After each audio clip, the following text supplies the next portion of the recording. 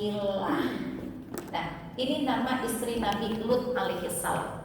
Ya, jadi istri Nabi Lut itu ada yang menyebut Wailah, ada yang menyebut Wahilah. Sebab itu nanti kalau Bunda Teteh melakukan sebuah perjalanan ke salah satu negara yang nanti melewati negeri Sodom, gitu, maka kita akan menemukan sebuah tempat yang dinamai dengan Wailah, lapangan Wailah, gitu. Nah, kenapa dinamai itu? Karena ketika Nabi Lut bersama para malaikat meninggalkan kampungnya, kan pesan malaikat begini kepada Nabi Lut, kamu keluar bersama orang-orang yang sekarang ini sudah mengikutimu, tapi jangan ngelihat lagi ke belakang. Begitu Nabi Lut keluar bersama rombongannya, keluar dari gerbang, maka terdengarlah dentuman yang sangat-sangat dahsyat karena malam buta. Dan Nabi Lut terus harus melakukan perjalanan, melanjutkan perjalanan, tidak terlihat dan tidak tahu ada apa. Tiba-tiba heboh itu pagi-pagi. Kita heboh supaya mudah memahami. Kenapa? Karena Masya Allah berserakan sekali daging-daging, tulang-tulang yang berpisah, entah tubuh siapa, tapi tak nampak tanah seperti petak pun payakunnya Allah. Terjadi dentuman, terjadi pecahan, hancur tuh kaum Sodom, dilikuidasi dengan bumi, diratakan kembali, dinyamankan kembali oleh Allah. Hanya ada bongkahan-bongkahan tubuh yang saat itu bertebaran. Ngeri ya Bu ya? Insya Allah semoga kita terhindar dari semua itu. Baik, jadi Wailah dan Wahilah itu nama istri Nabi Lut dalam sebuah keterangan. Jadi di Quran sendiri tidak disebut. Nanti ada nama istri Rasulullah yang tidak disebut di dalam Al-Quran, Siti Khadijah. Khadijah Ummul Mukminin, Khadijah Al-Kubra itu tidak disebut di dalam Quran. Nanti disebut di dalam hadis. Jadi Quran tidak menyebutnya, gitu ya. Nanti kita akan sampai ke sana. Kita sekarang akan masuk ke fase Nabi Ibrahim alaihissalam. Jadi kita sudah masuk fase kedua. Siapa? Nabi Ibrahim alaihissalam. Ini fase kedua. Fase pertama Adam, kemudian Nuh, kemudian Lut. Ya. Sekarang kita masuk di fase kedua, fase Nabi Ibrahim alaihissalam. Berapa istri Nabi Ibrahim?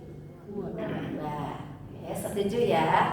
Gak usah tersinggung juga karena kita bicara Nabi Ibrahim, ya. Istri Nabi Ibrahim itu 2. Siapa? 3 berarti 4 dan 5 ya. Sayyidah Sarah dulu. 2 Sayyidah Hajar. Karena yang pertama kali dinikah oleh Nabi Ibrahim adalah Sarah, ya kan?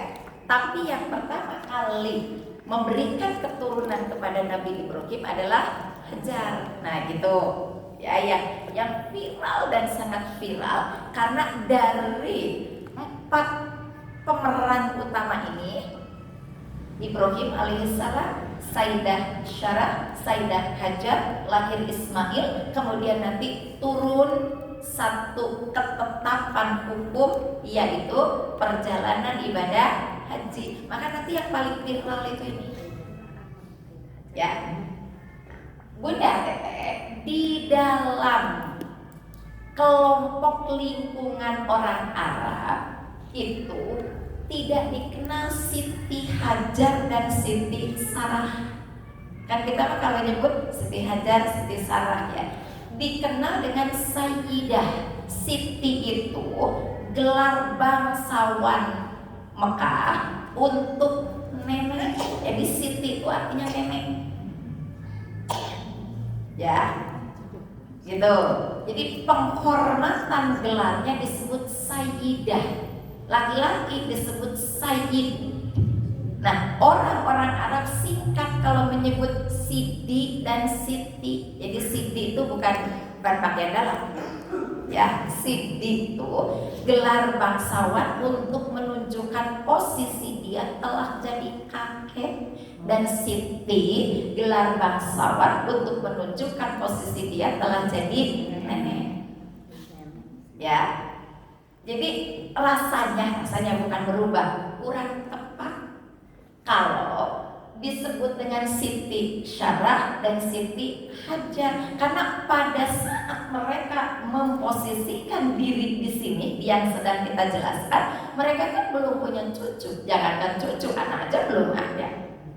Kan sampai di sini? Ya, mengerti ya. Jadi harus mengerti dulu alurnya supaya nanti ketika kita menjalankan kehidupan, peran kita itu bertahap, Bun.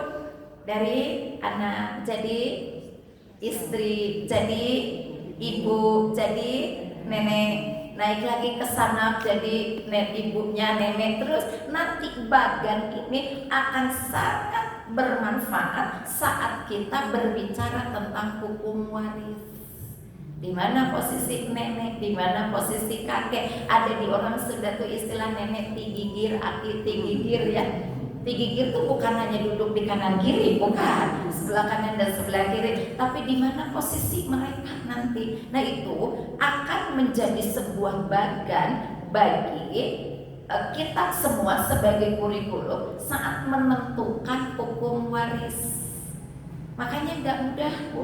Ini teh pelajaran tuh kayak main-main gitu, cuma nyebutin nama-nama orang, posisi-posisinya, tapi akan sangat punya makna saat kita mencoba menduduki peran-peran ini. Kan satu waktu nanti bunda-bunda akan jadi nenek, betul? Ada yang sudah jadi nenek, rindu jadi nenek. Kumaha udah bunda pun anak teh acan kagungan putra, apakah abi teh nenek? Tetap nenek.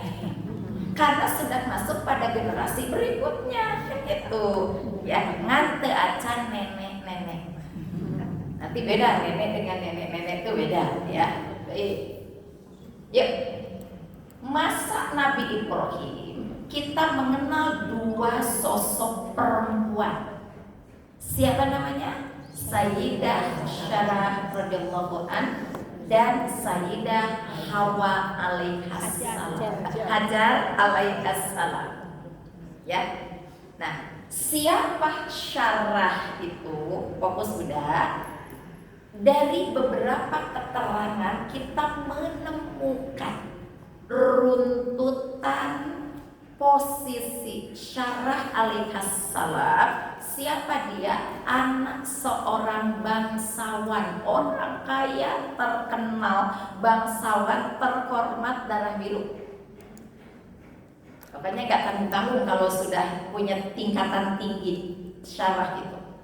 Ya. Sedangkan Hajar ini kebalikannya. Sayyidah Hajar itu ada yang menyebutkan dia pernah menjadi seorang pelayan, asisten keluarga, jangan sebut pembantu ya, asisten keluarga, asisten sang pemilik satu perusahaan, kalau bahasa kita mah hotel. Hajar tuh bekerja di sana. Dia keturunan kulit hitam yang semarga nanti dengan Bilal bin Rabah. Tuh. Jadi bunda-bunda diusahakan harus senang teh baca sejarah teh. Kayak kita baca cerita gitu. Ngan rada teresep da pemeran teh aneh. Gitu ya, beda dengan ketika baca novel gitu ya. Kenapa ini penting? Kepentingannya adalah saat kita membaca ayat-ayat Al-Quran yang kemudian berkaitan dengan tipe-tipe pemeran ini, kita bisa menghadirkan perasaan masuk di zaman itu, sehingga akan lagi rasa syukur. Alhamdulillah kita hidup di zaman ini. Kebayang gak kalau hidup di zaman itu?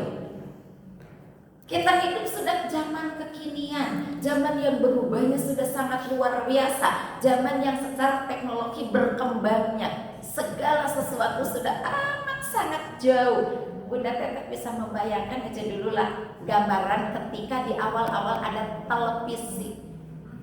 tipis atau nggak jubruk? Gede ke belakangnya ketimbang layarnya ya. Sampai dia butuh tempat untuk supaya tidak ngegedruk karena tembok gitu kan. Ya, layarnya teh hitam putih atau berwarna. Kalau pengen berwarna teh kacana diwarnaan. Jadi tidak itu nama anggar we hitam putih. Semua rumah ada buru-buru. Hanya orang-orang yang terkategori kaya. Terus anak-anak kaya kita kayak bunda. Kalau teteh-teteh mungkin nggak mengalami. Kalau malam akad tuh atau ahad pagi ada si ucrit unyil noongna dina apa kaca tetangga jelas yang punya nanti dan ditutupan atau horden kita teh ngaraleos nggak nonton lagi ya. Nanti tinggal nunggu cerita dari sang punya rumah anaknya. Dia begitu main cerita, si unyil teh kita teh celup meni rame padahal nggak nonton kan. Masya Allah, sekarang TV itu tiap ruangan. Tapi ditonton tidak? Iya. Dan dekat tonton. Iya kan? Luar biasa. Jadi ini penting untuk kita pahami supaya ketika kita membaca ayat-ayat Al-Quran, wabil khusus berkisah tentang kisah-kisah seperti ini, kita bisa masuk pada alam itu, lalu melahirkan syukur. Alhamdulillah kita hidup di alam zaman yang sangat sudah penuh dengan kemajuan. Teknologinya, perkembangannya, keilmuannya, posisinya. Bahkan kalau teteh cari nanti di sejarah, apakah Saidah Kajar pernah pakai baju kayak begini? Gak ada. Belum didesain bun. Tukah kumaha acukna oke. Kita mah sekarang tuh tadi depan ribu. Abu teh bisa jeung pink, bisa jeung abu, bisa jeung oranye, bisa jeung wah, Masya Allah luar biasa ya. Jadi kita bersyukur bunda. Kalau Allah sudah memberikan kesempatan posisi hidup kita berada di situasi kondisi yang penuh dengan kenyamanan, lalu kita tidak bisa menghargai diri sendiri, tidak bisa menghormati diri sendiri, tidak bisa memposisikan diri itu sebagai sosok lingkungan komunitas yang oleh Allah sudah diistimewakan dengan kedudukan seperti ini, butuh cara apa lagi atau kita untuk membawa bekal pulang kepada Allah? Kita tuh sudah di penghujung kesempurnaan ini teh. Karena janji Allah umat Muhammad itu nanti menjadi umat yang paling aku sempurnakan. Dari segi fisik paling sempurna, dari keilmuan paling sempurna, dari hukum paling sempurna, dari kemajuan teknologi paling sempurna. 4.0 kan sekarang kita 4.1 yang terpaham teh naon eta teh. Iya kan? Masya Allah, kita tuh sudah berada di titik kesempurnaan. Dan nanti katanya sekitar tahun 2045 di mana Indonesia mencapai keemasannya. Targetnya kan 2045 kita akan naik menjadi 7.1. Dan di situ selesai sudah. Teknologi sudah tercapai setinggi-tingginya. Dan yang sekarang sedang dikejar oleh setiap negara itu di situ 7.1. Kita mah punya rumusnya. Apa itu 7? Surat Al-A'raf. Apa arti Al-A'raf? Ketinggian. Buat kita kembalinya ke Quran. Kalau sudah 7.0 nanti yang kita capai, berarti Islam itu mencapai kejayaan yang tidak mungkin bisa diutak-atik lagi oleh siapapun. Tapi janji Allah, saat Islam jaya kembali ke kejayaan yang pertama, semua orang baik kembali pada poin itu, dunia ini selesai. Karena kenapa? Karena Allah ingin menyelamatkan kita yang sudah baik. Jadi berbekal dari ini mumpung 20 tahun lagi. Iya Bu, kita masih punya waktu 20 tahun lagi. Ibu boleh catatlah nanti ada kiamat apa tuh di 2045. Bukan kan cerdas Quran yang sudah merumuskannya juga. Quran itu sedang merumuskan bunda. Hanya kita membacanya baru tahu idhar, idgham, ifa, iqlab 2 harokat 4 rakaat 4 harokat 6 harokat dan sekian. Belum kita kesana karena link kita belum dibuka. Makanya buka linknya. Sasirnya ya. Sih. Dasar tenang kene enggak tahu teh Arfi. Tenang we. Begitu tahu astagfirullah. Jadi ngebaca sinyal-sinyalnya teh astagfirullahaladzim. banyak begitu. Maka kita sinyal dengan baca istighfar aja sekarang. Ya baik. Nah ini kebalikan kan, Syarah orang dermawan, orang terkenal, hebat. Hajar kebalikannya. Tapi Masya Allah fokus. Apa kira-kira yang Teteh Bunda bisa ambil pembelajaran dari kisah sederhana tadi? Syarah orang terhormat, bangsawan. Hajar biasa. Ini aja tulisnya ya. Biasa. Kira-kira menurut Teteh Bunda punya pemahaman apa dari kisah sederhana ini? Yuk, ada hadiah nanti dari Bu Erwin. Yuk, cuk. Solehan, cuk. Kesolehannya oke. Yuk, sama-sama mulia di depan Allah. Oke. Yuk. Ada yang masih berani? Siapapun Allah akan muliakan, jadi kan gak membedakan siapa jadi istri Ibrahim gitu kan. Ini jawabannya. Jadi beda-bedakan. Ya, di hadapan Allah itu tidak ada yang berbeda. Jadi mulia itu kan sebenarnya mulia, terhormat, menjadi istimewa, solihah. Disebut solihah itu setelah mereka kenal ajaran yang dibawa Ibrahim. Ya enggak? Awalnya kan tidak ada istilah solihah naga tuh. Kira-kira dari sejak awal ada nggak istilah solehah? Belum. Jadi pelajaran apa yang bisa kita ambil dari sejarah singkat untuk berbicara dua posisi saja dulu? Posisi Syarah sebagai perempuan bangsawan dan posisi Siti Hajar Sayyidah Hajar sebagai perempuan biasa. Posisi. Ternyata Masya Allah ada keilmuan yang sangat dalam yang Allah berikan. Allah tidak membeda-bedakan siapapun. Turunlah nanti ayatnya di Quran surat Al-Hujurat, inna akramakum indallahi atqakum. Tuh ayatnya mas sudah hafal. Kata Allah, sesungguhnya nanti yang bisa menduduki posisi termulia, terhebat dalam pandanganku bukan kebangsawanannya, bukan urusan biasa-biasanya, tapi karena apa? Karena apa? Ketakwaannya. Nah, awas kita mulai belajar. Karena apa? Ketakwaannya. Bawa takwa, pindahkan ke sini. Kalau kita mau mempelajari bagaimana kita meraih sesuatu, bukan hanya dengan kebangsawanannya. Karena kalau dari sisi kebangsawanannya Syarah sudah menduduki posisi itu, dan kita pasti akan kalah dibanding Sayyidah Sarah. Pun kita tidak di posisi Hajar kan saat ini, betul? Izin maaf, kita hari ini kan tidak sedang berperan menjadi asisten rumah tangga di orang lain kan? Kalau ngurus rumah tangga sendiri mah ya wajar, aku bukan asisten, dan itu mah tugas kita. Kita saat ini kalau mau bersaing di titik kebangsawanan kalah oleh Syarah alaihissalam. Tapi pun kalau kita mau melihat, kita tidak di posisi Sayyidah Hajar saat ini, betul?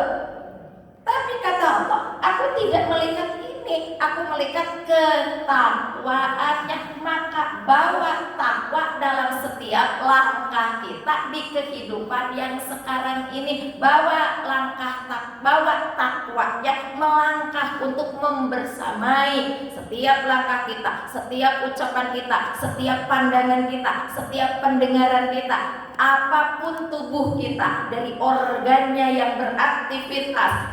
Bawa takwa, bahasa Bunda, sertakan takwa dalam segala aktivitas kita.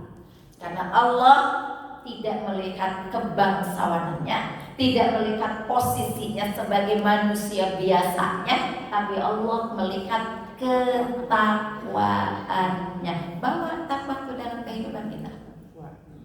Ya, bahwa takwa dalam kehidupan kita. Apa itu takwa? Kan Ibu mau membawa takwa itu dalam kehidupan kita. Nanti kalau sudah tahu, mau dikeranjangin, mau dikeresekan, mau dina dompet bawahnya, mau dina tas, mau dina saku, tergantung Ibu memposisikan takwa itu segede apa. Saya melipat sakuan beres. Ada takwa di bawah, ada di mana di saku. Saya mangga di kantongan sampai berat, Ibu teh jalannya gini. Kok kayak berat banget itu tas bawa takwa. Ya.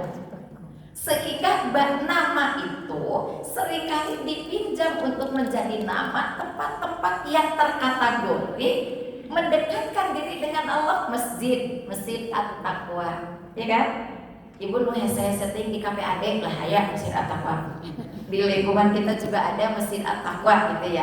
Nah, bahwa takwa itu bersamaan takwa itu untuk mengambil posisi seperti Sayyidah Syarah dengan Sayyidah Hajar. Kita belum bicara panjang ini. Nanti turun prosesi haji dan yang lain-lain, kita baru bicara dari posisi mereka secara individu, ya. Belum juga ketika mereka memasuki pernikahan dengan Nabi Ibrahim alaihissalam. Nah, ternyata Sayyidah Syarah, Sayyidah Hajar, sudah tanya, awalnya mereka Muslim bukan? Mereka Muslim bukan awalnya? Bukan. Belum. Kenapa? Karena ajaran tentang agama tauhid tadi baru dibawa oleh Nabi Ibrahim. Ini memang belum ada ajarannya. Jadi Ibu teteh tidak bisa begini. Sarah Hajar juga awalnya belum Muslim, saya gekeun bayar tuh setengah Muslim. Enggak bisa. Kok bisa saya setengah Muslim? Kenapa? Karena kita ajarannya sudah diturunkan, sudah disempurnakan, panduannya sudah ada, Rasul yang menyampaikannya sudah, jaminan pahala tentang surga nerakanya sudah ada, sudah sangat-sangat komplit, plit. Maka tidak ada alasan lagi kita mengatakan kebe tenang dak Syarah dan Hajar oke awal nama Muslim karena belum ada ajarannya. Fokus, saya akan turunkan langsung peran kita. Setiap kita menurunkan nama perempuan di Al-Quran, kita turunkan peran kita 3. Sebagai anak, sebagai istri, sebagai, jadi sebelum jadi ibu nikah dulu. Jadi istri dulu, ya. Baik, ini konsep kita. Jadi nanti dari 19 perempuan yang diabadikan itu kita di sini. Sebagai anak, sebagai istri, sebagai ibu. Bunda sebagai tetangga, enggak, sebagai tetangga dia. Tetangga dulu ketika kita jadi anak, tetangga saat kita jadi istri, tetangga ketika kita sudah menjadi ibu. Nanti ke bawahnya mau ditambahkan, tapi di luar pagar aja ya nenek. Di luar pagar ini pagarnya. Pagarin dulu. Ya. Kita turunkan sebagai anak dulu. Ya, sebagai anak. Ketika kita belajar dari Sayyidah Syarah, Sayyidah Hajar alaihissalam yang bukan karena posisi keterhormatannya, juga sebagai manusia biasanya karena ketakwaannya, dan kita berjanji ingin membawa takwa ini dalam setiap sesi-sesi kehidupan kita. Turunkan dulu peran kita sampai hari ini sebagai seorang anak. Amalan mana yang sudah naik pada kriteria takwa untuk memuliakan kedua orang tua kita? Amalan mana? Jadi kontrolnya ada di situ. Bukan Sarah, Hajar, ini, itu. Kalau kita melihat pada diri kita, amalan apa? Amalan mana? Izin, apakah selama ini kalau kita beribadah, kalau kita meminta, memohon, berdoa kepada Allah, disertakan gak nama orang tua kita? Disertakan gak nama orang-orang yang pernah diperankan oleh Allah di dalam Quran? Disertakan gak? Contoh, ketika kita memohon rizki kepada Allah, ya Rahab, ya Razzaq, misal, ya Allah sang pemberi rizki, berikan kepada kami rizki. Itu kan ibu berdoanya. Ya maka kalimatnya nanti ibu yang mengukir sendiri. Pernah nggak bunda menaikkan itu? Bahasa bunda diwasolkan. Wasol itu mengikat dengan lurus, mengikat dengan pasti, mengikat dengan benar sehingga linknya jelas. Saya tanya teteh, kalau teteh mau beli sendok untuk makan ke toko besi atau ke toko perabotan?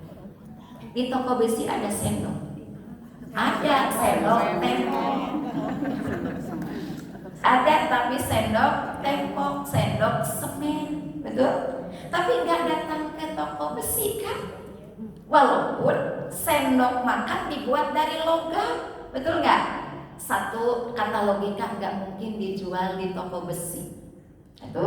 Yang kedua, sendok makan itu bukan untuk bangunan, tapi untuk makan. Maka kita datangnya ke toko alat-alat rumah tangga. Yang mau di dia mah taruh di seberang kan. Jangan disebut bisi majarkeun endorse. Ya, tapi di situ lah. Ya, pasti datangnya ke situ kan? Ya enggak? Baik. Sekarang kita ambil contoh takwa. Pernahkah kita mengkaitkan sesuatu yang kita minta? Wasolah yuwasilu, dalam bahasa kita dikenal dengan tawasul. Jadi kalau bunda ditanya boleh nggak tawasul, boleh. Tapi kepada siapa? Orang-orang yang jelas boleh. Minimalnya yang diabadikan oleh Allah di dalam Al-Quran. Tapi apa? Jangan tawasul kepada Firaun.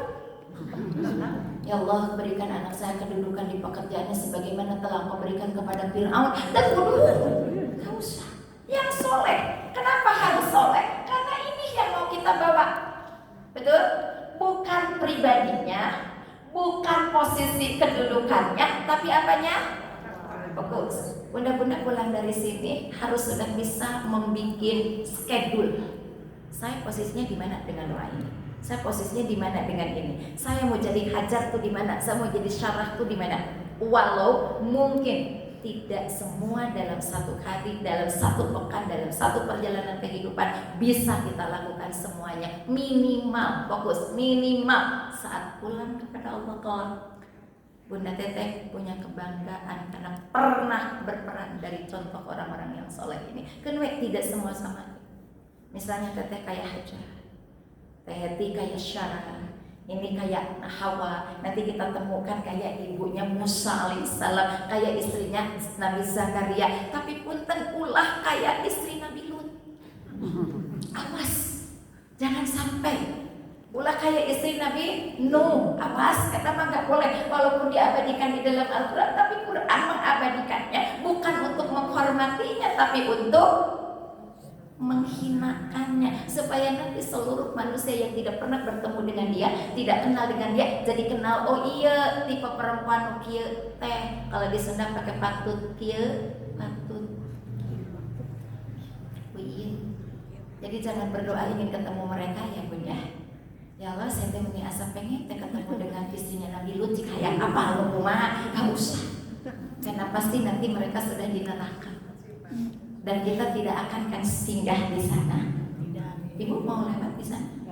Singgah? Sebentar aja. Cuma lewat? Yakin? Yakin? Gak mau?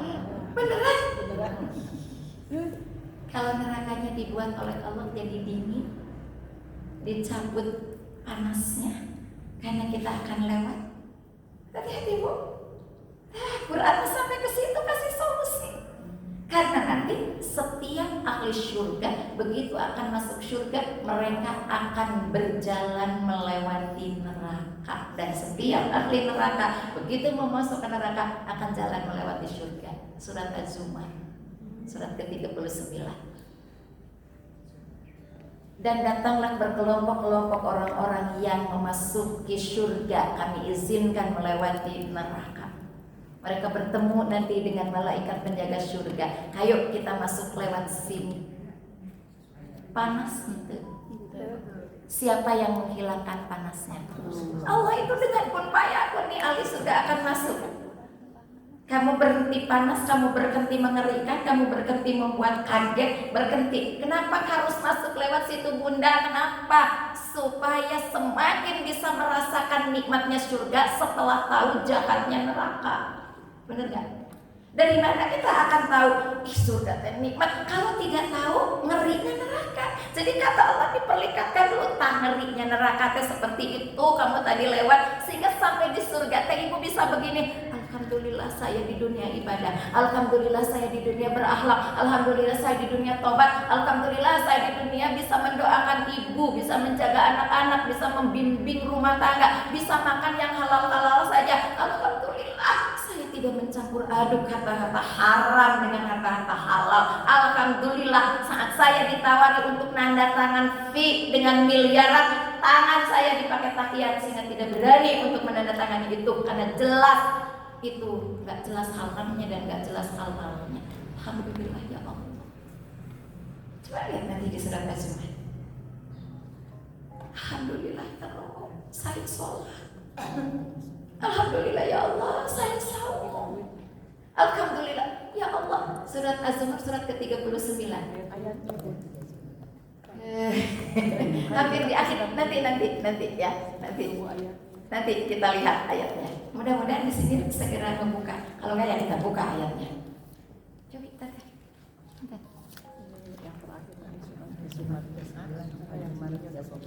Ini ayat 73, 74. Dari 70 tinggal boleh dibuka. Dari 70 sampai akhir.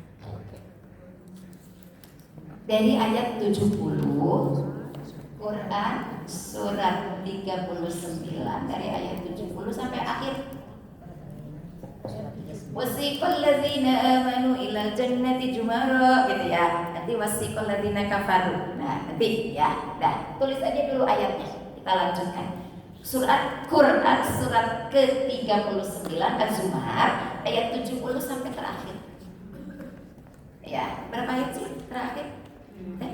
75. Jadi 5 ayat ya. Nanti dipelajari. Pelajari supaya kita mempersiapkan ini. Ya, oke, kita lanjut dulu. Jadi kenapa mesti lewat ke sana? Supaya merasakan ngerinya neraka sehingga nyamannya surga. Supaya ngerasakan nyamannya surga. Nanti kembali. Orang-orang yang masuk neraka di penghujung mereka menyesal. Aduh, dulu saya nggak sholat, saya nggak zakat, nggak saum, nggak berbuat kebaikan, geni begini yang mengerikannya neraka. Teteh, kalau merasakan sesuatu sebelum tahu bandingannya biasa-biasa saja atau nyeselnya kelebihan? Biasa. Tapi kalau tahu, nyeselnya nyesel banget, nyesel ya Allah. Gitu ya.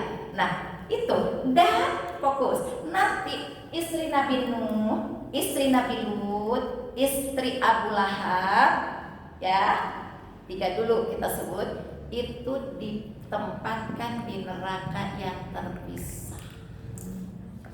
Tapi setiap hari mereka saling berkunjung, saling berbagi makanan yang mereka dapat, yang tak lebih dari batu-batu, darah dan nanah yang berbau. Ketika diminum minuman itu, luluh lantas seluruh daging yang nempel di tulangnya, tinggal tulang saja.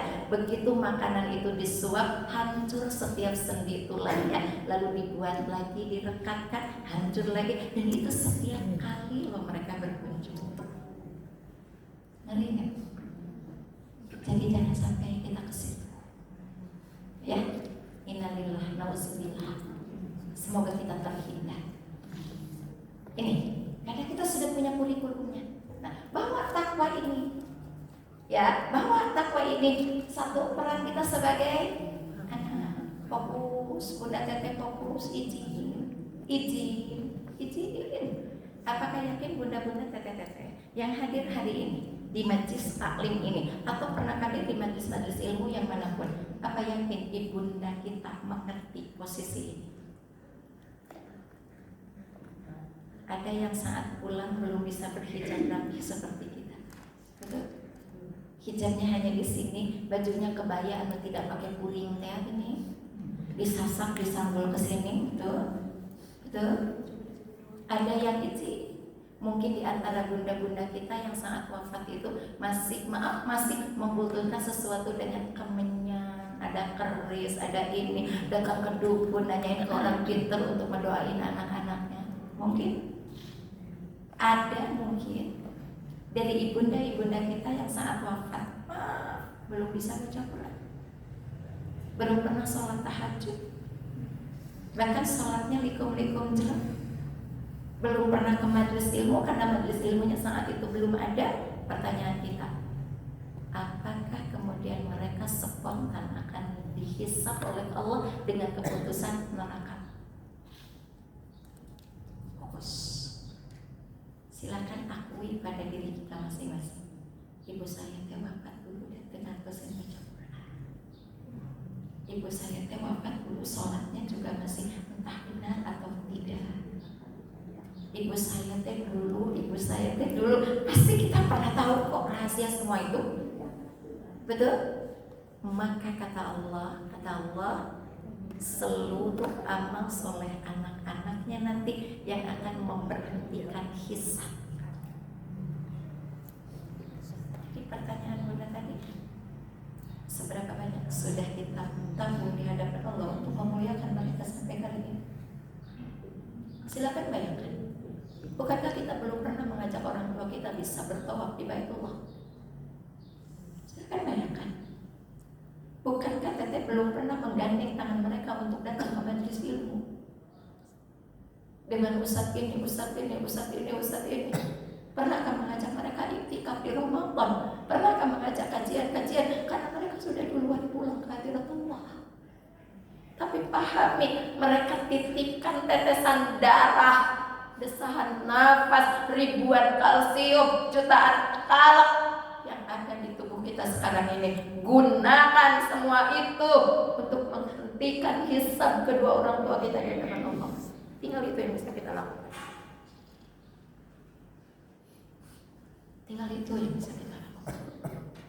Jadi bukan kebangsawanannya, bukan posisi biasanya, bukan. Yang punya tisu, saya mau bawa tisu ya. Udah sayang, terima kasih. Nanti Bu RP kita beli ya untuk majelis taklim. Ada.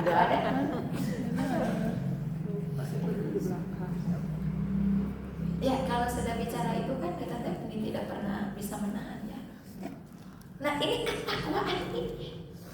Jadi Bunda Teteh jangan pernah ngerasa sudah saya mah ilmu nage, sudah saya mah amal nage. Tapi karena ilmu dan amal itu sudah ibu lakukan, karena tahu ilmunya, itu yang akan jadi kebaikan itu yang nanti akan menjadi.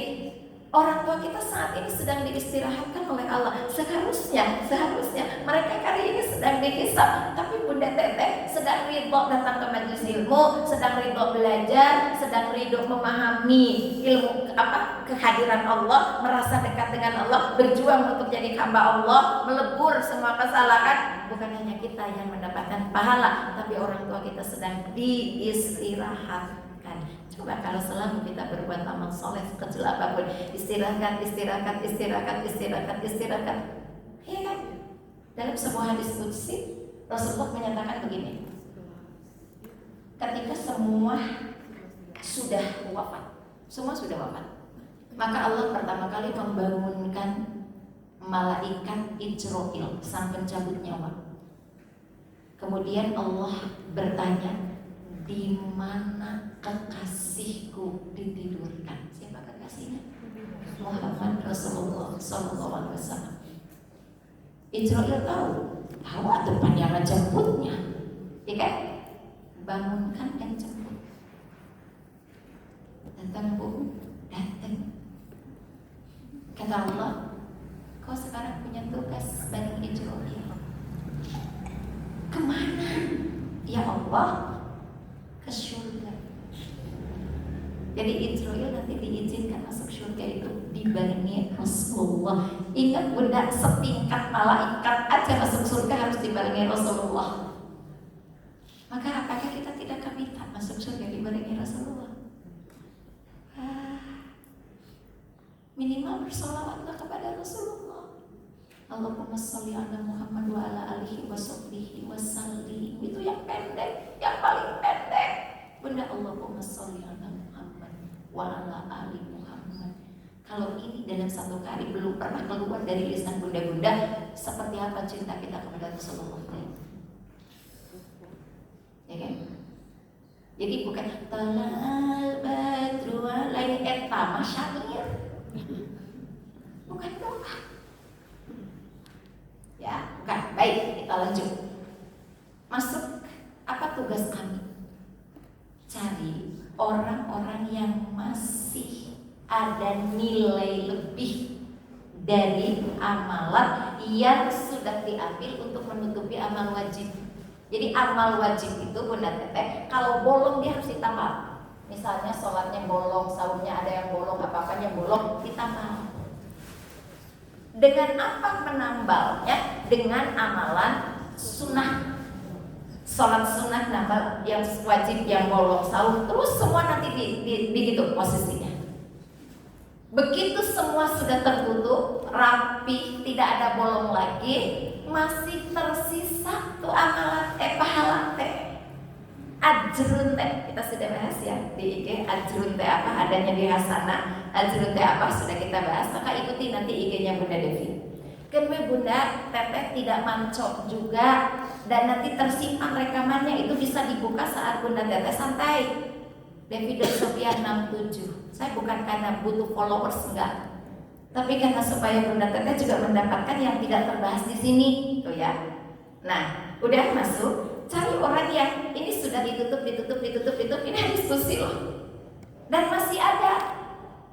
Apa yang harus kami lakukan? WRV, kumpulkan mereka. Kumpulkan kata Allah. Kumpulkan, dan bila mereka bertanya kenapa kami dikumpulkan, katakan aku akan datang berkunjung kepada mereka. Jadi bukan kita yang mencari Allah, Allah yang berkunjung kepada kita.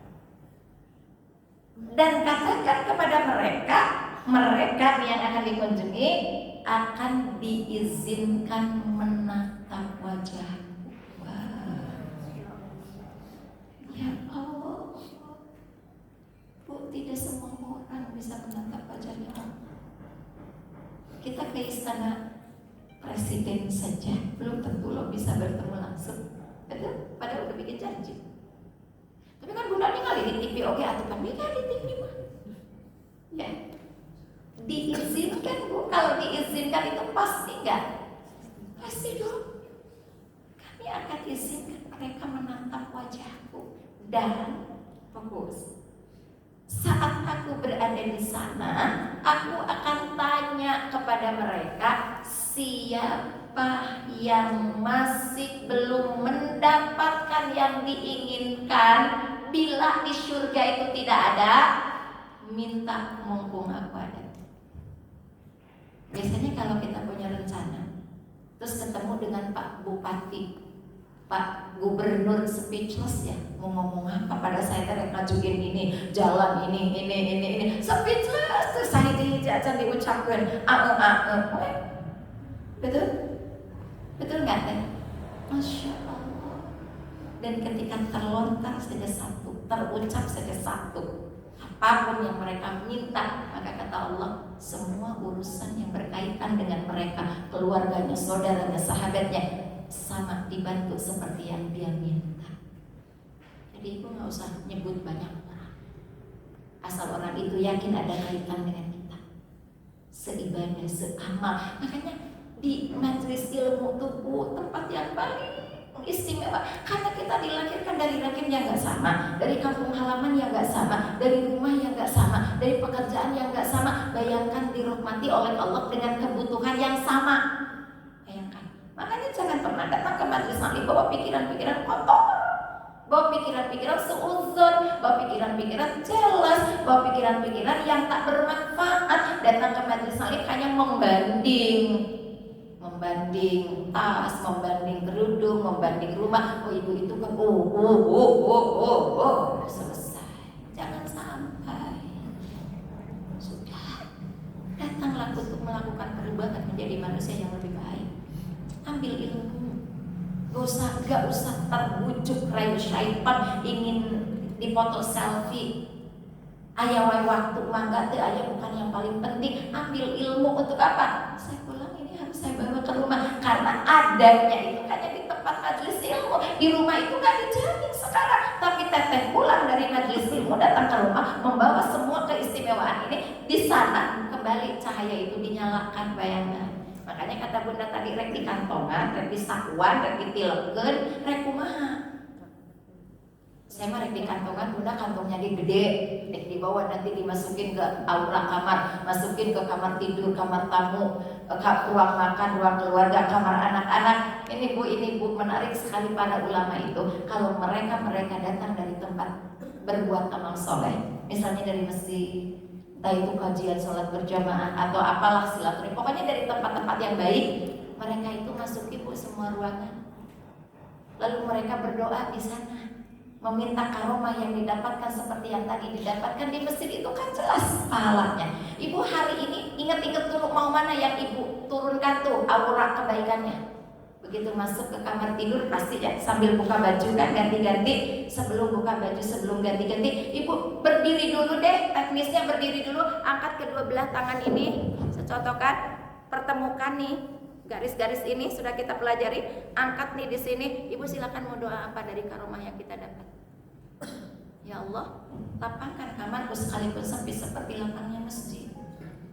Hiasi dengan rahmat sekalipun mungkin di sini pabalata, tapi bersihkan seperti bersihnya di masjid. Turunkan rahmat-rahmatmu seperti kau turunkan di masjid. Jangan datang ke kamar teh hanya kita buru-buru ngagoleh dah. Bukan itu, tapi menurunkan dulu apa yang sudah kita dapat dari tempat di mana tadi kita berkumpul. Kan ya teteh bunda, teteh punten, tidak semua teteh ngaji dijelaskan terpikir ke akar-akarna, enggak. Saya ingin keluarga besar yang ngaji bersama Bunda Devi. Nanti majelis saling nama ya alhamdulillah. Ada mawadah, ada surga abadi, ada rodotul jannah, ada Khadijah Al-Kubra. Saya itu membawahi 32 majelis saling. Itu di kecamatan ya. Untuk di Kota Bandung 118 majelis saling. Jadi lamun saya tuh digelari binangkat, si tukang angkat memang iya mereka itu kan dia miteran. Iya. Tapi punten setiap ini saya sampaikan di majelis ilmu, jamaatnya kayak colok gitu jika nuka karena ngedenger. Padahal penceramah di majelis ilmu itu bukan hanya Bunda Devi gitu loh.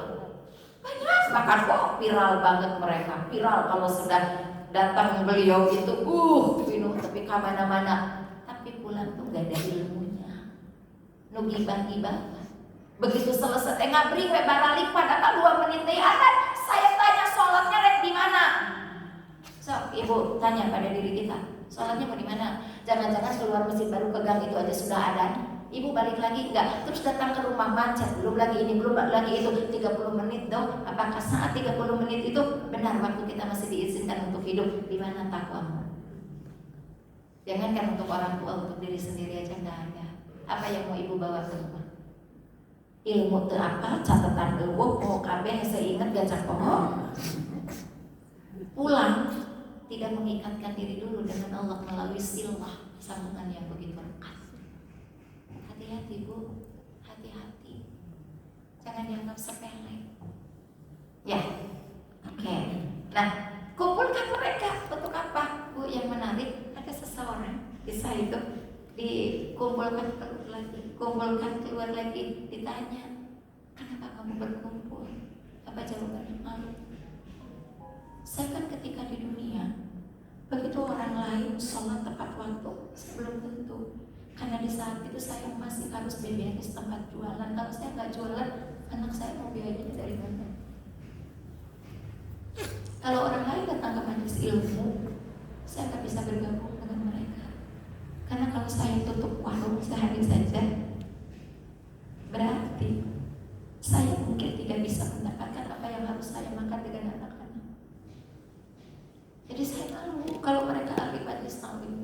ahli sodako, ahli sholat, malu saya bergabung dengan mereka. Saya nggak usah dikumpulin di sana. Apa jawaban Allah? Katakan, Muhammad, kau dengar nggak? Ada anak soleh yang sedang berdoa, yang itu dididik oleh kamu.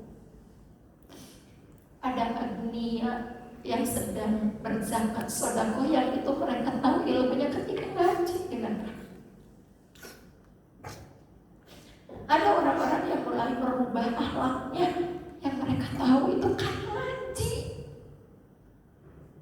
Dan kau tahu, langit sedang membukakan semua amalmu naik hari ini dari orang-orang yang pernah mengenalmu karena kebaikanmu. Itu yang membuat engkau hari ini justru punya lebih banyak dibanding mereka. Jadi Bunda, kalau soleh itu gak boleh sendirian. Ajari anak kita, ajari keluarga kita, sampaikan kepada mereka ilmu yang kita punya. Karena nanti saat okelah kita gak begitu intens sama ke majelis taklim, karena kita butuh menjemput rezeki, ngurus anak. Kan ada ibu yang harus ngurus anak yang autis, sehingga dia tidak bisa datang ke majelis ilmu. Ada ibu yang harus ngurus ini itu, ngurus suami sakit, ngurus orang tua sakit, dia tidak bisa datang ke majelis ilmu. Itulah Masya Allah, itulah yang mereka dapat, kata Allah, aku bersyukur. Karena nanti ada generasi-generasi lain yang sedang mendoakanmu. Maka saya titip, ibu ingat-ingat, barangkali ada saudara kita yang sepanjang umurnya sampai hari ini belum pernah bergabung dengan majelis ilmu, ajak sekali lah. Supaya nanti begitu datang aura dari jamaah ini, kebaikannya dia pulang dia bawa. Ajak sekali kenal dengan majelis ilmu. Kan we datang nyari pundutan, rek ngobrol, di foto, rek reunian, karena naon lah, ajak. Itulah yang akan kita tahu, itulah yang sedang kita tahu. Makanya ibu menyebarkan majelis ilmu, tempat bertolabul ilmi, itu teh luar biasa ibu. Ada orang ikut satu, ada orang ikut dua, orang tidak ikut pun ibu pahalanya sudah dapat. Ya, oke, kembali lagi kita ke sini. Jadi ternyata dari Sayyidah Hajar kita belajar tentang bagaimana memposisikan diri menjadi manusia takwa, yang ketika itu kita angkat kepada posisi kita sebagai anak. Tadi sudah kita jelaskan. Sebagai istri. Tadi nanti kan kita jelaskan. Sebagai ibu pun di dalamnya terekrut semua tugas-tugas kita. Mudah-mudahan bukan hanya kita yang diizinkan menatap wajahnya Allah. Mudah-mudahan saat masuk surga kita diizinkan masuk surga sekeluarga besar. Ya. Jadi ibu kita tuh sekeluarga akan masuk surga. Kanan kiri orang tua, terus sebelah kanannya lagi mertua, kesininya mungkin besan, ke bawah anak-anak dengan para istri pasangannya, dengan anak-anaknya, dengan cucu-cucunya, ngengkei ngabanalit. Dan yang lebih istimewanya, seluruh malaikat langit bumi diturunkan untuk berjaga di pintu-pintu surga demi mengucapkan kalimat selamat kepada keluarga besar yang masuk surga. Insyaallah Bu, kita keluarga besar surga abadi akan masuk surga bersama, dibawa oleh Ibu Ervin, ya kan? Dibawa oleh para pengurus. Yang pengurus pun dibawa oleh anggotanya, terus saling membawa. Di sana kita bercendagurau, bercerita keindahan. Untung ya waktu itu saya lelah-lelah dia datang. Untung saya punya catatan, untung senang kita cerita dengan cerita kisah dunia pada satu kondisi yang berbeda. Lu kebayang ibu pernah ya ketemu haji barengan, terus cerita di Mekah, padahal kata cerita biasa di Indonesia beda ya kesannya ya. Apalagi nanti kita di surga. Paham sampai di sini? Jadi dari Sayyidah Syarah dengan Sayyidah Hajar kita belajar apa? Bahwa takwa ini dalam semua peran kita sebagai ini.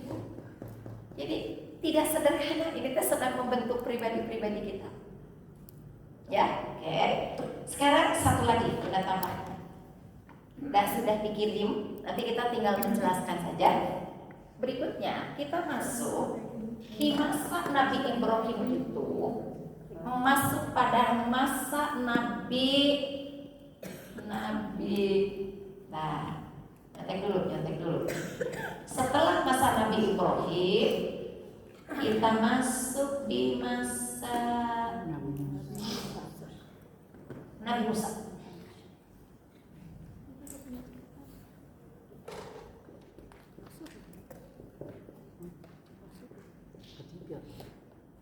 Ya, ini masuk di sini. Karena nanti Ibrahim dengan Lut dengan Nuh itu kan satu masa. Jadi dalam satu, kalau di kita satu RW mirip gitulah ya istilahnya tuh, bisa jadi beberapa nabi. Bahkan ada riwayat yang mengatakan bahwa Nabi Lut itu keponakan Nabi Ibrahim alaihissalam. Nabi Ibrahim keponakan Nabi Lut alaihissalam. Kembali. Nah, selesai masa Nabi Ibrahim, masuk masa Nabi Musa alaihissalam. Ya, sudah masuk masa Rasulullah belum, tapi sudah kekinian. Karena nanti dari Nabi Musa kepada Rasulullah Sallallahu Alaihi Wasallam itu 37 generasi. Jadi dari Nabi Musa kepada Rasulullah Sallallahu Alaihi Wasallam itu 37 generasi. Nabi Musa masih fase 2 ya, Bunda? Iya. 37 generasi yang rata-rata satu generasinya tuh antara 400 sampai 600 tahun. Jadi kalau 37 berapa tuh? Satu generasi taruhlah 400 tahun satu generasi misalnya. Sekarang 37 generasi ya kalikan aja nih ya.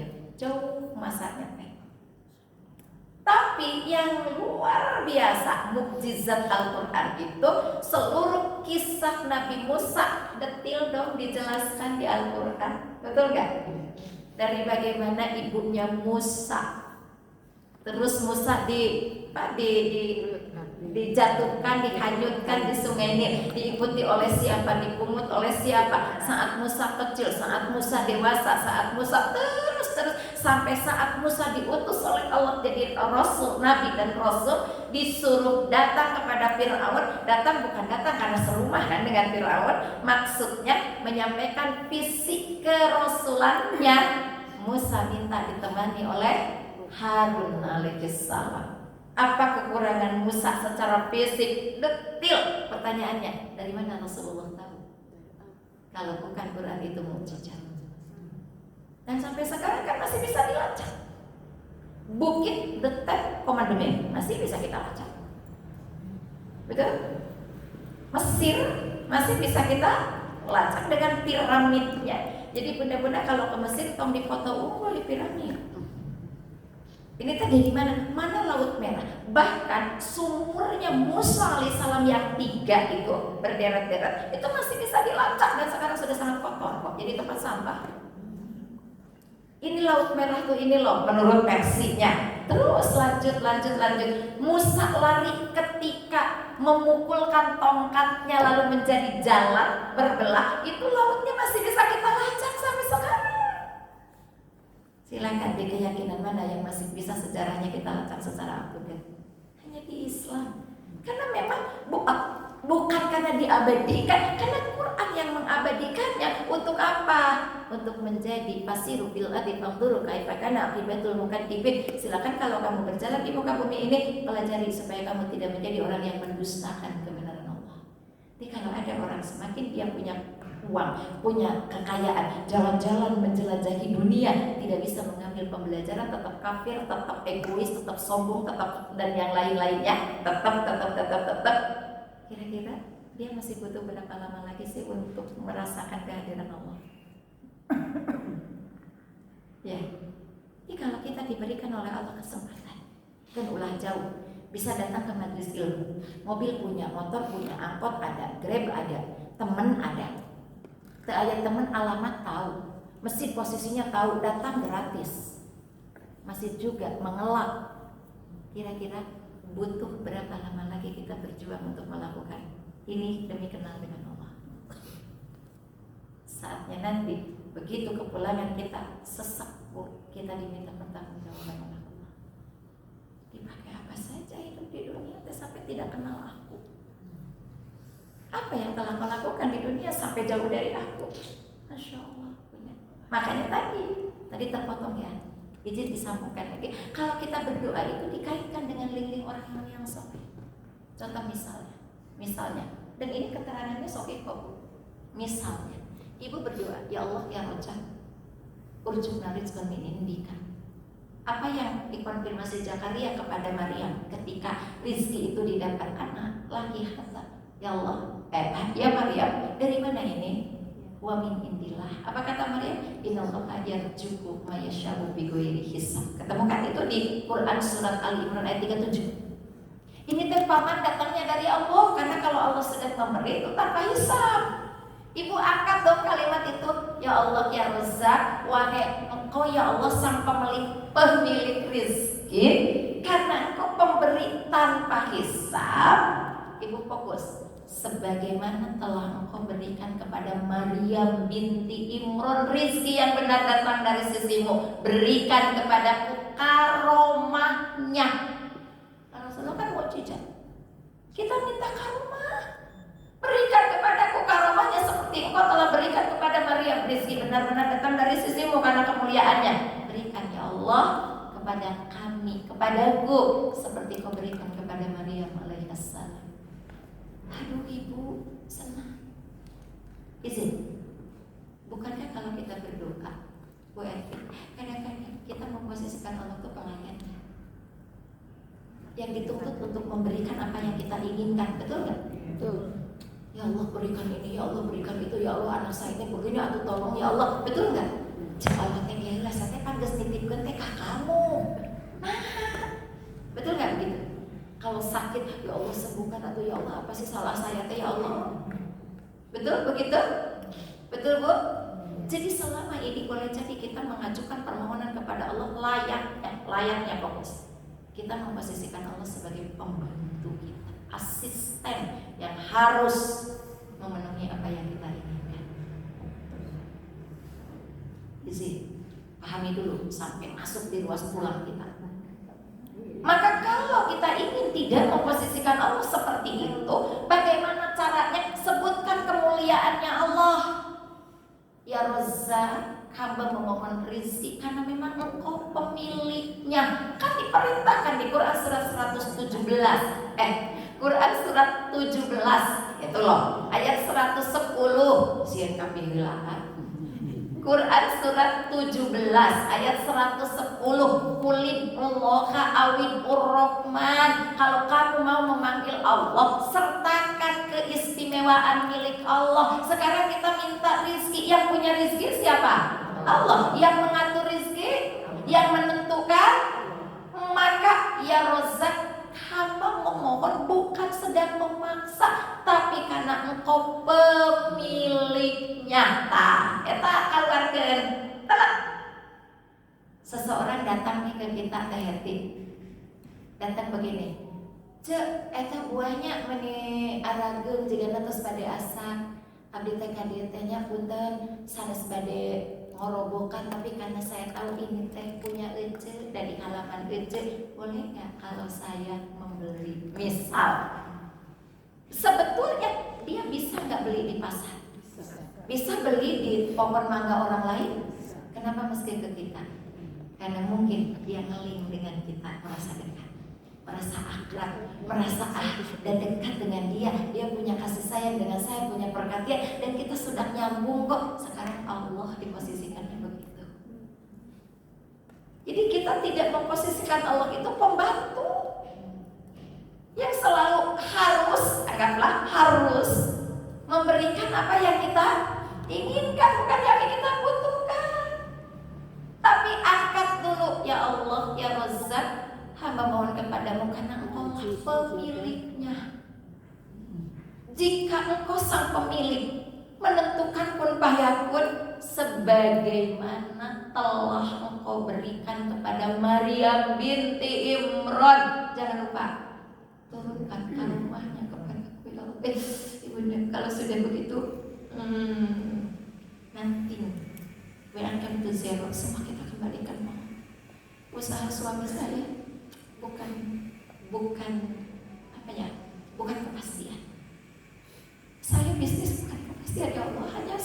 bergerak yang kau perintahkan. Bisnis apapun itu bukan kepastianku ya Allah, hanya sebuah gerak doang yang saya lakukan.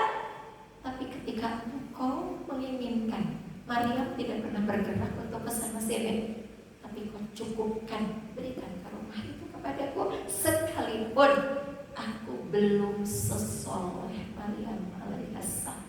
Dan ibu minta itu disujud. Fokus, ibu mendoakan anak-anak yang sekolah, yang kuliah, yang alim, kan gitu. Wahai sang pemilik pengetahuan, semua milikmu ya Allah, maka sebagaimana Engkau berikan kecerdasan kepada Nabi Sulaiman alaihissalam sehingga dia bisa mengerti bahasa binatang, turunkan karomahnya kepada anakku ya Allah ya alim. Allahumma yufaqihu fiddin wa alimu at-ta'wil wa yuhibbuna minan nas. Umar bin Khattab menambahkan itu, dan jadikan mereka anak-anak yang dicintai oleh sesama dimanapun ya Allah. Di luar mata kasat saya bisa memandanginya, saya titipkan kepada ibu sakit ya Allah, aina maritu wa yashfi, sakit ya Allah wa yafi. Kita berdoa untuk WFI dan semua yang sakit, sebagaimana telah Kau berikan kesembuhan kepada Ayub alaihissalam, yang begitu menyeru namamu, la ilaha illa anta subhanaka inni kuntu minadz dzalimin. Maka Allah bilang apa? Astajaba lahu, diijabah dong permintaannya, aku angkat dong penyakitnya, aku sembuhkan dong semuanya. Kaitkan dengan orang yang pernah Allah abadikan di Al-Quran dalam kebaikan. Ibu punya persoalan berat, la ilaha illa anta subhanaka inni kuntu minadz dzalimin. Ya Allah, sebagaimana telah Engkau bantu Nabi Yunus dalam ujian yang sangat berat, masuk di dalam perut ikan itu gak mudah, berat, tapi Engkau beri jalan keluar. Ya, ibu boleh kok angkat nama-nama perempuan hebat ini. Saya sebagai seorang ibu ya Allah, tanya startup kita di Ningrat bukan. Kalau bukan di Ningrat, Engkau telah tugaskan Hajar untuk menjadi teladan buat aku. Ya, bagus. Jadi tidak ada sesuatu yang harus membuat kita galau, mengeluh, berkepanjangan dalam kecewa, lalu nanya nah gitu, nah kieu, nah padahal saya teh ibadah teh tos luar biasa rarasaan mah kan karek ayeuna dan ibarat itu mah tahajud tara. Ya kan ka majelis taklim henteu. Kan dihijab rapi teh karek ayeuna da dulu mah atuh. Jadi sadari dulu kalau permintaan kita saat ini, di saat Bunda Teteh sudah merasa berhijabnya baik, majelis taklimnya rajin, sholat-sholatnya dijaga dengan ketat, makanannya halal semuanya, anak-anak dididik di sekolah-sekolah yang mendekatkan diri kepada Allah, lalu ada doa yang belum terijabah, bukan menyesali saat ini karena hari ini adalah hasil dari hari kemarin. Kemarin kita sudah dihijab belum? Belum. Kemarin kita sholat tahajudnya konsisten? Tidak. Kemarin harta kita halal atau haram? Wallahu a'lam. Kemarin dididik di mana anak-anak kita? Kenal nggak dengan Quran? Jadi Bunda Teteh, jangan-jangan Allah ingin bersihkan dulu perbuatan kita yang kemarin, baru nanti diberi ini lipat ganda. Kan rumus rezeki teh pasti datang. Izin ya, ibu berjuang, satu hari belum dapat apa-apa, 2 hari, 1 pekan, 2 pekan, 1 bulan, 2 bulan, tiba-tiba datang yang nawarin ibu sebuah bisnis, karena naon geus dibere DP, gede lagi DP-nya, punten itu bukan hasil hari itu, tapi akumulasi dari sejak ibu memulai merencanakan sebuah kegiatan berekonomi. Ini bukan hari itu teh akumulasi dari Allah. Makanya terus berjuang, jangan berhenti. Ya, oke. Kita ke Nabi Musa dulu. Ibu kan boleh lihat di situ. Siapa? Ibu Musa, ibunya Nabi Musa alaihissalam. Ya, ya benar Bu. Ibunya Nabi Musa itu di zaman Musa, di zaman Ibrahim. Ibunya Nabi Musa itu di zaman Musa, di zaman Ibrahim. Ibrahim. Ibunya Nabi Musa di zaman Musa, di zaman Ibrahim. Ya di zaman Musa atau bukan ibunya Musa, nah hari ibunya. Ibu teh kan terlarut gitu dengan kisah yang tadi ya, sampai netes-netes air mata. Ibunya Musa itu di zaman Musa. apa? Ibu Musa. Kalau saya nanya Siti Hajar, Siti Syarah di zaman siapa? Nah gitu, hari ibunya Musa bukan Gespina, ibunya di zaman siapa? Musa. Kemudian siapa? Dua dari sini ya, dua dari sini. Saudarinya ibu. Ya kan? Siapa? Saudarinya ibu Musa yang mengawasi peti itu saat Musa dihanyutkan di Sungai Nil. Betul kan? Ya. Terus siapa? Istrinya Firaun. Ini kita dari sini ya 1, 2, 3-nya. Karena kalau dari atas sudah nomor sekian. Siapa? Istrinya Firaun. Kita sebut dulu namanya. Sayyidah Asyiyah.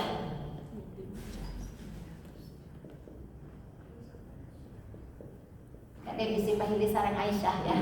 Asyiyah binti Mujahid. Nah ini disebut tuh. Jadi ayahnya Asyiyah itu namanya Mujahid. Kenapa disebut? Aduh menarik banget. Menarik benar. Kenapa disebut Mujahidnya? Karena Mujahid ini orang soleh pada masanya. Jadi kalau pada masa itu misalnya penulis Taurat, dia itu iman kepada Taurat. Gitu ya. Jadi ada orang yang soleh itu tidak harus iman kepada Al-Quran selalu kalau selama Quran itu belum diturunkan waktu itu. Gitu ya. Ada nama kudu kepada Al-Quran karena kan sudah tinggal Quran kurikulumnya. Jangan ada ibu tetangga saya mah soleh tapi non muslim terus percaya karena Injil. Nah itu sudah harus dirubah karena sekarang mah sudah Quran. Ya, oke. Segini dulu kita simpan. 1 ibunya Musa alaihissalam disebut namanya? Tidak.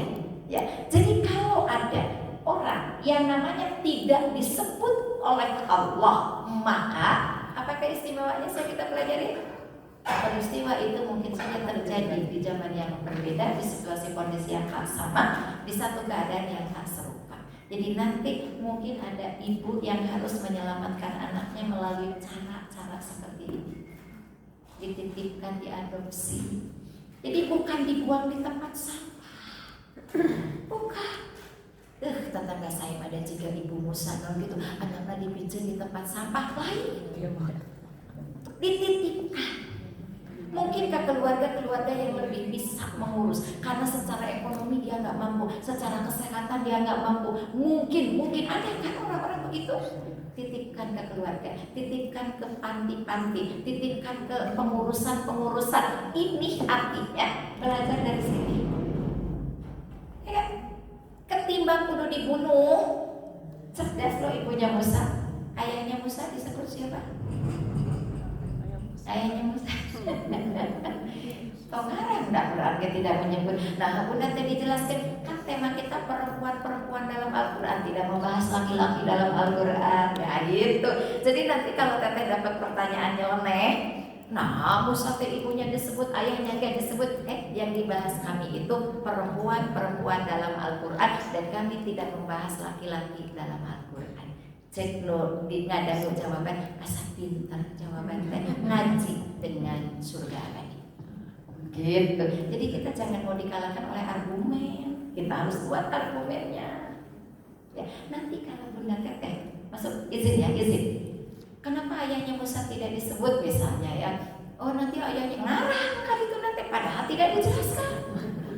Dalam satu kitab pun baik Injil, Taurat, Zabur, Al-Quran itu tidak disebut ayahnya Musa. Tapi ada tidak?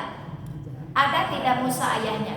ada, karena anak yang lahir tanpa biologis ayah hanya Isa. Makanya kita imani Musa mah ada ayahnya, tapi tidak disebut. Kok bisa? Jangankan yang ayahnya tidak disebut, tanpa ayah tanpa ibu aja bisa. Siapa? Adam alaihissalam, dan dia dilahirkan tanpa proses bayi, ujung-ujung menjadi dewasa.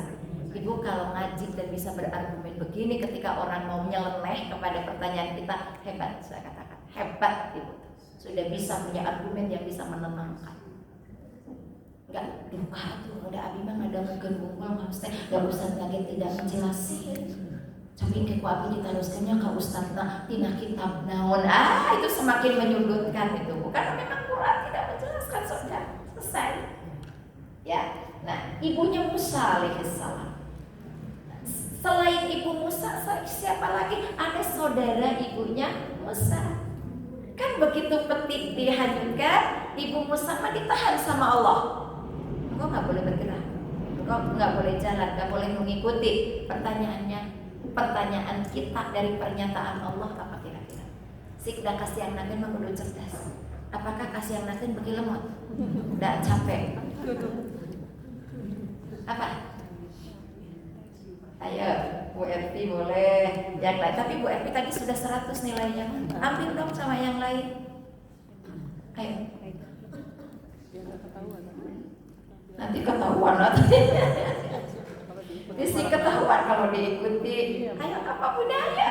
Nah kita teh punya tuh jawaban itu teh.